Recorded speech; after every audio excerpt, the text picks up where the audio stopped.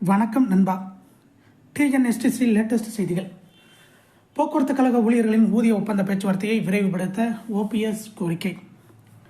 அரசு போக்குவரத்து கழக தொழிலாளர்களின் ஊதிய உயர்வு ஒப்பந்தத்தை உடனடியாக மேற்கொள்ள வேண்டும் என்று முன்னாள் முதல்வர் ஓ பன்னீர்செல்வம் வலியுறுத்தினார்.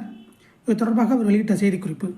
அரசு போக்குவரத்து கழக தொழிலாளர்களின் 14வது ஊதிய ஒப்பந்தம் காலாவதியாகி ஓராண்டு கடந்துவிட்டது. இன்னும் புதிய ஊதிய ஒப்பந்தம் கையெழுத்தாகவில்லை. இதற்கான முதற்கட்ட பேச்சுவார்த்தை சென்ற ஆண்டு ஜூலை மாதம் நடத்தப்பட்டது. இந்நிலையில் 6 மாதங்கள் ஆகியும் அடுத்த கட்ட பேச்சுவார்த்தை நடத்தப்படவில்லை. தொடக்க நிலையிலே உள்ளது. பேச்சுவார்த்தையை தாமதப்படுத்துவதிலேயே அரசு குறியாக இருக்கிறது என தொழிற்சங்கங்கள் தெரிவிக்கின்றன. அரசு போக்குவரத்து கழகங்கள் நிதி நெருக்கடியில் சிக்கி தவிப்பதாகவும் மாத சம்பளத்தை வழங்கவே அரசிடம் கடன் பெற வேண்டி இருப்பதாகவும் ஊதிய ஒப்பந்த பேச்சுவார்த்தையை நடத்த தொழிற்சங்கங்களை அழைப்பது தொடர்பாக உச்சநீதிமன்றத்தில் வழக்கு இருப்பதால் பேச்சுவார்த்தை தள்ளிப்போவதாகவும் அதிகாரிகள் தெரிவிக்கின்றனர். வழக்கு உச்சநீதிமன்றத்தில் நிலுவையில் இருந்தாலும் பேச்சுவார்த்தை நடத்த எந்த தடையும் இல்லை.